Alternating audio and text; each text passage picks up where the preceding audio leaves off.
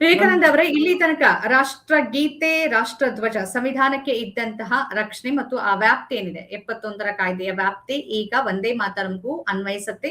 ಇನ್ಮೇಲೆ ವಂದೇ ಮಾತರಂ ಹಾಡುವ ಸಂದರ್ಭದಲ್ಲಿ ಅದಕ್ಕೆ ಅವಮಾನ ಮಾಡೋ ರೀತಿಯಲ್ಲಿ ನಡ್ಕೊಳ್ಳೋದು, ಮಧ್ಯದಲ್ಲಿ ನಿಲ್ಸೋದು, ಅವೆಲ್ಲವೂ ಕೂಡ ಕಾನೂನಿನ ಪ್ರಕಾರ ಶಿಕ್ಷಾರ್ಹ ಅಪರಾಧ. ಮಸೂದೆ ಪಾಸ್ ಆಗಿದೆ, ಇನ್ನು ಕಾಯ್ದೆ ಆಗ್ಬೇಕಷ್ಟೇ ಅದ್ರ ವ್ಯಾಪ್ತಿಯಲ್ಲಿ. ಏನ್ ಪ್ರತಿಕ್ರಿಯಿಸ್ತೀರಿ? ತಮ್ಮ ಪಾಯಿಂಟ್ ಆಫ್ ವ್ಯೂ ಏನಿದ್ರ ಬಗ್ಗೆ?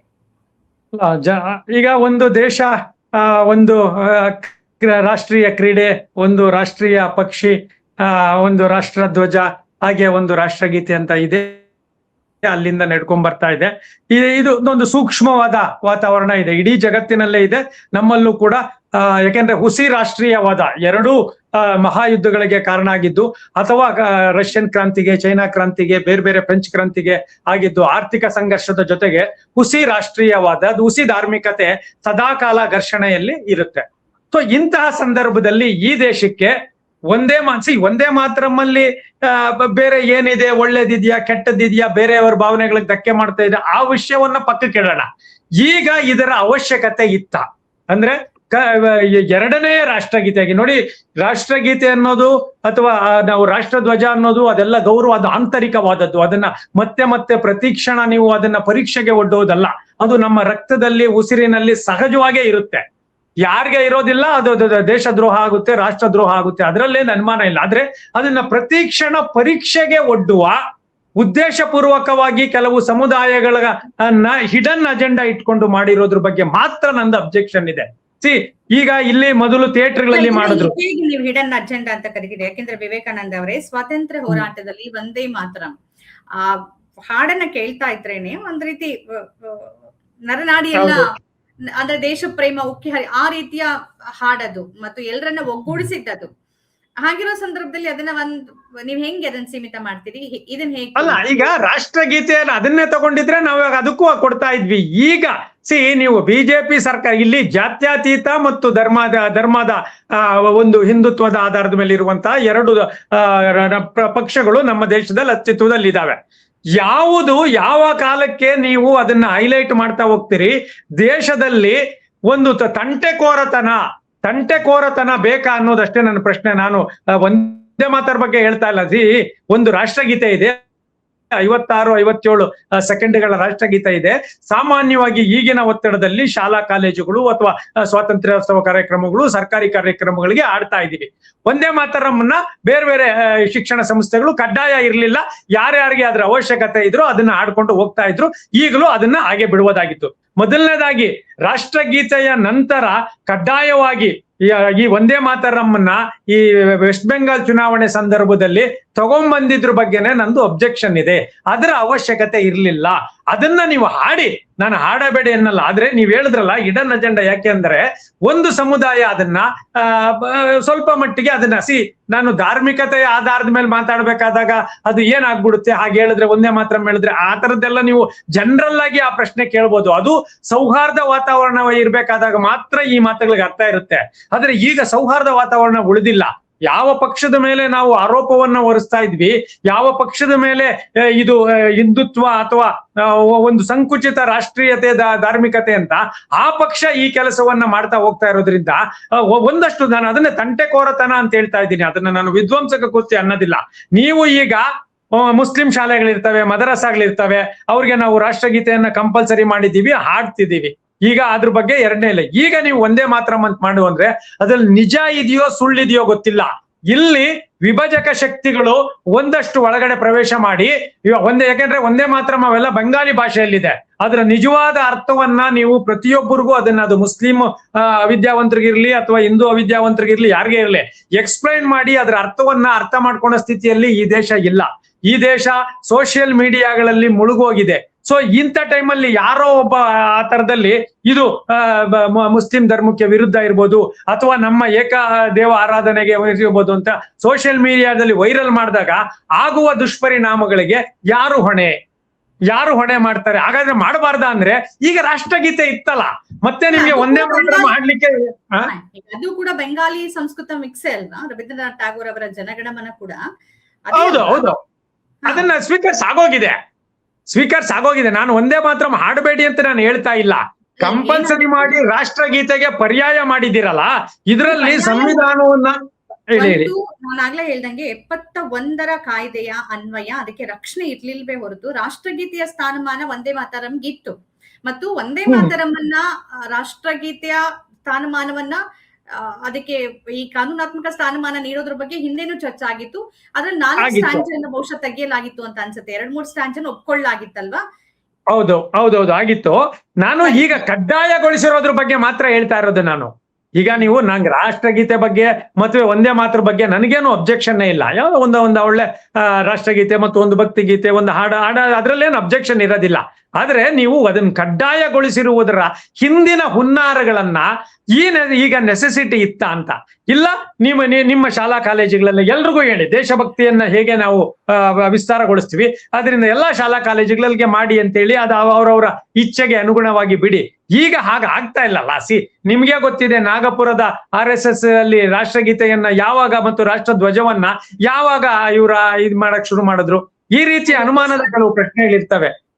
ಆ ಅನುಮಾನಗಳ ಪ್ರಶ್ನೆಗಳಿದ್ದಾಗ ಇದ್ರಲ್ಲಿ ತುಂಬಾ ಮುಕ್ತವಾಗಿ ಮಾತಾಡೋಣ ನಾವು.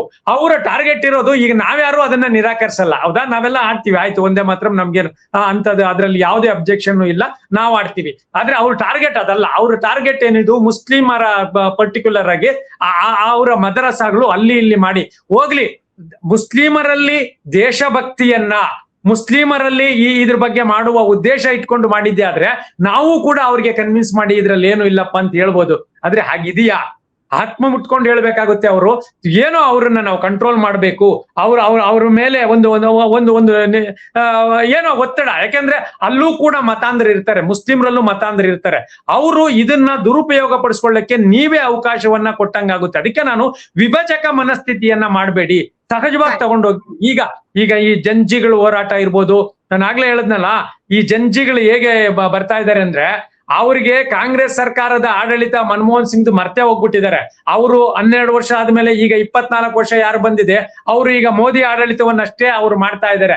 ಹಿಂದೆ ಕಾಮನ್ವೆಲ್ತ್ ಗೇಮ್ಸ್ ಇದಾಯ್ತು ಅಥವಾ 2G ಸ್ಕ್ಯಾಮು ಆ ತರದ್ದು ಯಾವ್ಯಾವ್ದಿತ್ತು ಅದು ಅವ್ರಿಗೆ ಗೊತ್ತಾಗ್ತಾ ಇಲ್ಲ. ಅವ್ರು ಕಂಡ್ಬಿಡ್ತಾ ಇರೋದೇ ಈಗ ಮೋದಿ ಸರ್ಕಾರದ ಆಡಳಿತದ ಮೇಲೆ.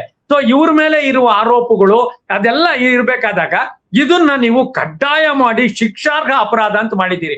ಆಯ್ತು, ಯಾವ್ದೋ ಒಂದು ಮದರಾಸದಲ್ಲಿ ಅವರು ಆಡೋದಿಲ್ಲ, ಆಗ ಅವ್ರ ಮೇಲೆ ಕೇಸ್ ಬುಕ್ ಮಾಡ್ತೀರಿ.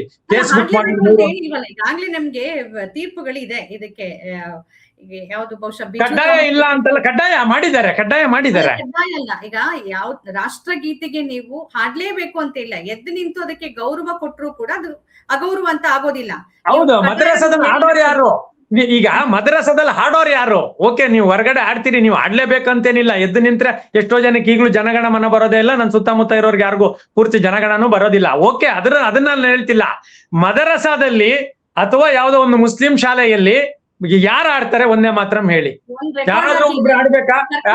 ಸರ್ಕಾರಿ ಕಾರ್ಯಕ್ರಮಗಳಲ್ಲಿ ಆಗತ್ತಲ್ಲ, ಒಂದ್ ಹಾಡಾಕಿ ಬಿಟ್ಬಿಡ್ತಾರಲ್ಲ, ಹಂಗೆ ಅಷ್ಟೇ ಹಾಡಾಕಿ ನಿಲ್ತಾರೆ ಅಂತ ಹೇಳಿ ಅವ್ರಿಗೆ ಅದು ಅದೇ ಅಲ್ಲಿ ನಿಮ್ಗೆ ಕನ್ಫ್ಯೂಷನ್ ಬರಕ್ ಶುರು ಆಗೋದು, ಅಲ್ಲೇ ಒತ್ತಡ ನಿವಾರಣೆ ಆಗೋದು. ಅಷ್ಟು ಸುಲಭವಾಗಿದ್ದಿದ್ರೆ ನಾವ್ ಇದನ್ನ ಚರ್ಚೆ ಮಾಡೋದೇ ಬೇಕಾಗಿರ್ಲಿಲ್ಲ, ಅವ್ರು ಕಾನೂನಾತ್ಮಕವಾಗಿ ಅದನ್ನ ಎಕ್ಸ್ಟೆಂಡ್ ಮಾಡೋದೇ ಬೇಕಾಗಿರ್ಲಿಲ್ಲ. ಇದು ಅಷ್ಟು ಸುಲಭವಾಗಿಲ್ಲ. ಇಲ್ಲಿ ಸೂಕ್ಷ್ಮತೆ ಅಡಗಿದೆ, ಖಂಡಿತವಾಗ್ಲೂ ಸೂಕ್ಷ್ಮತೆ ಅಡಗಿದೆ. ಯಾಕೆಂದ್ರೆ ವಿರೋಧಗಳು ಬರ್ತಾ ಇದಾವೆ. ನೀವು ಹೀಗೆ ಅಲ್ಲ, ಇವನು ಓವೈಸಿ ಅಂತವ್ರ ಕಟ್ಟ ಇವರೇ ಅಲ್ಲ, ನಮಗೆ ಒಂದೇ ಮಾತ್ರ ಮುನ್ನ ನಾವು ಹಾಡೋದಿಲ್ಲ. ನೀವು ರಾಷ್ಟ್ರಗೀತೆ ಮಾಡಿದಿರಿ, ಸಂವಿಧಾನಾತ್ಮಕವಾಗಿದೆ, ಅದನ್ನ ಮಾಡ್ತೀರಿ. ಆಯ್ತು, ಒಬ್ರು ಯಾರಾದ್ರೂ ನೀವು ಜೈಲ್ಗೆ ಹೋದ್ರು ಚಿಂತೆ ಇಲ್ಲ, ನಾವು ಹಾಡಲ್ಲ ಅಂತ ಬಂದಾಗ ಸಂಘರ್ಷಕ್ಕೆ ಯಾರು ಉತ್ತರ ಕೊಡ್ತಾರೆ? ಅದ್ರ ಅವಶ್ಯಕತೆ ಇತ್ತ, ಅನಿವಾರ್ಯತೆ ಇತ್ತ? ದೇಶದ ಪ್ರಗತಿ ಅಂದ್ರೆ ಯಾರೋ ಒಬ್ಬ ಮುಸ್ಲಿಂ ನಿಂತ್ಕೊಂಡು ಮತ್ತೆ ಈ ದೇಶದ ಅಭಿಮಾನವನ್ನ, ದೇಶಭಕ್ತಿಯನ್ನ, ನನ್ನನ್ನ ಯಾಕೆ ಪರೀಕ್ಷೆಗೆ ಒಳಪಡ್ತೀರಿ? ಇಲ್ಲಿ ನೋಡಿದ್ರೆ SIR ಮಾಡ್ತಾ ಇದ್ದೀರಿ, ಅಲ್ಲಿ ನೋಡಿದ್ರೆ ಅಂದ್ರೆ ನಿಮಗೆ ದೇಶ ನಿಜವಾಗ್ಲೂ ನೆಮ್ಮದಿಯಾಗಿ ಹೋಗ್ಬೇಕು ಅನ್ಕೊಂಡಿದ್ದೀರೋ ಅಥವಾ ಈ ತರದ ಸಂಘರ್ಷಗಳಲ್ಲೇ ಸದಾ ಮುಳುಗಬೇಕು ಅಂತಿದ್ದೀರೋ? ಅದಕ್ಕೆ ನೀವು ಎಕ್ಸ್ಟೆನ್ಷನ್ ಅನ್ನ ಏನ್ ಮಾಡಿದ್ದಾರೆ, ಸೇಮ್ ರಾಷ್ಟ್ರದ ಗೀತೆಗೆ ಯಾವ ತರದಿತ್ತೋ ಅದನ್ನೇ ಆಗಿದ್ದಾರೆ. ನೀವ್ ಹೇಳ್ದಂಗೆ ರಾಷ್ಟ್ರಪತಿಗಳ ಅಂಕಿತಕ್ಕೆ ಇನ್ನೇನು ಹೋಗುತ್ತೆ ಆಗುತ್ತೆ. ಆಮೇಲೆ ಅದ್ರ ಸಂಘರ್ಷಗಳು ಥಿಯೇಟ್ರಲ್ಲಿ ಮಾಡಿದ್ರು, ಆಮೇಲೆ ವಾಪಸ್ ತಗೊಂಡ್ರು. ಈ ಥಿಯೇಟರ್ ಅಲ್ಲಿ ಲೈಟ್ ಹಾಕ್ಬಿಟ್ಟಿರ್ತಾರೆ, ಯಾರ್ಯಾರೋ ಪ್ರೇಮಿಗಳು ಹೋಗ್ತಾ ಇರ್ತಾರೆ, ಇನ್ನೆಲ್ಲೋ ಹೋಗ್ತಾ ಇರ್ತಾರೆ. ಅಲ್ಲೂ ನೀವು ಸುಮ್ನೆ ರಾಷ್ಟ್ರಗೀತೆಗೆ ಅವಮಾನ. ನೀವು ಇದ್ದಕ್ಕಿದ್ದಂಗೆ ಥಿಯೇಟರ್ಗೆ ನಾವು ಎಂಟರ್ಟೈನ್ಮೆಂಟ್ಗೆ ಹೋದಾಗ ಅಲ್ಲಿ ರಾಷ್ಟ್ರಗೀತೆಯನ್ನ ನೀವು ಪರೀಕ್ಷೆ ಮಾಡಕ್ಕ ಒಳಪಡಿಸೋದಿದೆಯಲ್ಲ, ನಿಮ್ಮ ದೇಶಭಕ್ತಿಯನ್ನ ಮತ್ತೆ ಪ್ರಶ್ನೆ ಮಾಡೋದಿದೆಯಲ್ಲ, ಹಾಡುಗಳ ಮುಖಾಂತರ, ಸೆಲ್ಯೂಟ್ಗಳ ಮುಖಾಂತರ ಅಲ್ಲ, ಪ್ರಾಮಾಣಿಕತೆಯ ಮುಖಾಂತರ, ದೇಶದ ಸಂಪನ್ಮೂಲಗಳನ್ನ ಉಳಿಸೋದ್ರ ಮುಖಾಂತರ, ಒಳ್ಳೆತನದ ಮುಖಾಂತರ ನಾವು ದೇಶಭಕ್ತಿಯನ್ನ ಪ್ರೂವ್ ಮಾಡ್ಬೇಕೆ ಹೊರತುನು ಕುಂಕುಮ ಹಚ್ಕೊಂಡು ಅಥವಾ ಇನ್ನೊಂದು ಟೋಪಿ ಹಾಕೊಂಡು ನಿಮ್ಮ ದೈವಭಕ್ತಿ ಅಲ್ಲ. ದೈವಭಕ್ತಿ ನಡವಳಿಕೆಗಳು, ದೇಶಭಕ್ತಿ ನಡವಳಿಕೆಗಳು, ಆಚರಣೆಗಳಿಗೆ ಸೀಮಿತ ಮಾಡಿಸುವಂತಹ ಒಂದು ರಾಜಕೀಯ ಹಿತಾಸಕ್ತಿಯ ಮೂವ್ಮೆಂಟ್ ಇದೆಯಲ್ಲ, ಅದ್ರ ಬಗ್ಗೆ ನಂದು ವಿರೋಧ ಇದೆ ಅಷ್ಟೇ. ಓಕೆ ಅಲ್ಲ, ಈಗ ಅದೇ ಆಗ್ಬಿಟ್ಟಿದೆ 2014 ನಂತರ ರಾಷ್ಟ್ರೀಯವಾದಿ ಆರ್ಥಿಕ ತಜ್ಞ, ರಾಷ್ಟ್ರೀಯವಾದಿ ಹೋರಾಟಗಾರ, ರಾಷ್ಟ್ರೀಯವಾದಿ ಪತ್ರಕರ್ತ, ಎಲ್ಲ ರಾಷ್ಟ್ರೀಯವಾದಿ ಅಷ್ಟೆಲ್ಲ ಧರ್ಮದ ಇದಾಗೋಗ್ಬಿಟ್ಟು ಅಷ್ಟೆಲ್ಲ ಧರ್ಮದ ಟ್ರಸ್ಟಿಗಳೇ ದೇವಸ್ಥಾನದ ರಾಮನ ದೇವಸ್ಥಾನದ ಟ್ರಸ್ಟಿಗಳು ಕಳ್ಳರಾಗಿದ್ದಾರೆ. ನಾವಾಗ್ಲೇ ಹೇಳಿದ್ನಲ್ಲ, ಹೊಟ್ಟೆಪಾಡು ಕದಿಯೋರು ಬೇರೆ, ನಿಮ್ಮ ನಿಜವಾದ ಧರ್ಮದವ್ರು ಇರೋದಾದ್ರೆ ದುಡ್ಡು ಅಲ್ಲಿ ಬಿದ್ದಿದ್ರು ನೀವ್ ಎತ್ಕೋಬಾರ್ದು. ದುಡ್ಡು ಬಿದ್ದಿದ್ರು ಕೂಡ ಅದು ಬಿದ್ದಿರೋ ದುಡ್ಡನ್ನ ತಗೊಂಡೋಗಿ ಮತ್ತೆ ಹುಂಡಿಗೆ ಹಾಕಬೇಕು. ಅದು ನಿಮ್ಮ ನಿಜವಾದ ಧರ್ಮದ ಅಂತ ಇದ್ರೆ, ಟ್ರಸ್ಟಿಗಳು ಮತ್ತು ಅವರ ಕುಟುಂಬದವರೇ ಹಣ ಮಾಡಿದ್ದಾರೆ ಅಂದ್ಮೇಲೆ ಇವರ ಧಾರ್ಮಿಕತೆಯನ್ನ ನಾವು ಪ್ರಶ್ನೆ ಮಾಡ್ಬೇಕೋ ಬೇಡ? ಅದಕ್ಕೆ ಅದೇ ಪ್ರಗತಿಯಾಗಲೇ ಒಂದೇ ಮಾತರಮ್ಮನ್ನ ರಾಷ್ಟ್ರೀಯತೆಯ ನಿಜವಾಗ್ಲೂ ಹುಸಿ ರಾಷ್ಟ್ರೀಯತೆಯೋ ಪ್ರಾಮಾಣಿಕ ರಾಷ್ಟ್ರೀಯತೆಯೋ ಅನ್ನೋದಷ್ಟೇ ನನ್ನ ಪ್ರಶ್ನೆ. ಪ್ರಾಮಾಣಿಕ ರಾಷ್ಟ್ರೀಯತೆ ಅನ್ನೋದಾದ್ರೆ ನಮ್ದೇನ್ ಅಬ್ಜೆಕ್ಷನ್ ಇಲ್ಲ, ನಾವೆಲ್ಲ ಹಾಡ್ತೀವಿ. ಯಾರು ಹಾಡಲ್ಲ ಅನ್ನೋರ್ ಮೇಲೆ ನೀವು ಒತ್ತಾಯ ಮಾಡ್ತಾ ಇದ್ದೀರಲ್ಲ, ಅವ್ರನ್ನ ಜೈಲ್ಗೆ ಹಾಕಕ್ ಸಾಧ್ಯವಾ? ಆದ್ರೆ ಏನ್ ಪರಿಣಾಮ ಆಗ್ಬೋದು ಅನ್ನೋದಷ್ಟೇ ನನಗೆ ವರಿ ಅಷ್ಟೇ. Otherwise it's not a big issue. Okay, ಎಲ್ಲವನ್ನ ಅಂದ್ರೆ ಒಂದು ಹೆಚ್ಚಿನ ಪ್ರಾಬಲ್ಯ ಮತ್ತು ಸ್ಥಾನವನ್ನ ಹೊಂದಿರುವ ಸರ್ಕಾರ ಅದೇನು ಅಂತಾರಲ್ಲ ಅಬ್ಸಲ್ಯೂಟ್ ಪವರ್, ಇದನ್ನ ಮಾಡಬಾರ್ದಿತ್ತು. ಒಂದೇ ಮಾತರಮ್ಮನ್ನ ನೀವು ಈಗ ನಾವೆಲ್ಲ ಆಡ್ತಾ ಇದ್ವಿ. ನಮಗೂ ಚಿಕ್ಕ ವಯಸ್ಸಲ್ಲಿ ಶಾಲೆಯಲ್ಲಿ ಒಂದೇ ಮಾತರಮ್ಮ ಬಹಳ ಚೆನ್ನಾಗಿ ಹೇಳ್ಕೊಟ್ಟಿದ್ರು, ಅದೆಲ್ಲ ಆಡ್ತಾ ಬರ್ತಾ ಇದ್ವಿ. ಆದ್ರೆ ಬೇಕು ಅಂತೇಳಿ ಈಗ SIR ಮಾಡಿದ್ರಲ್ಲ, ಇದನ್ನ ಸರಳವಾಗೇ ಮಾಡ್ಬೋದಾಗಿತ್ತು. ಇಷ್ಟೆಲ್ಲ ಹೋರಾಟ ಸೀರಿಯಸ್ ಇದು ಅಂತೇಳಿ ತೀವ್ರ ಪರಿಷ್ಕರಣೆ ಅಂತ ಏನು ಬೇಕಾಗೇ ಇರ್ಲಿಲ್ಲ. ನಾರ್ಮಲ್ ಪ್ರೊಸೀಜರ್ ಅಲ್ಲೇ ಮಾಡ್ಬೋದಾಗಿತ್ತು. ಅವ್ರ ಅಧಿಕಾರಕ್ಕೆ ಬಂದ ನಂತರದಲ್ಲಿ 370 ಪಕ್ಕಕ್ಕೆ ನೋಡಿದ್ರು. CAA ಇರ್ಬೋದು, NRC ಇರ್ಬೋದು, UCC ಇರ್ಬೋದು, ಏಕರೂಪ ಎಕ್ಸಾಕ್ಟ್ಲಿ ಕಾನೂನಿತ್ತು ಅಕ್ರಮ ವಲಸಿಗರನ್ನ ತಗಲಿಕ್ಕೆ.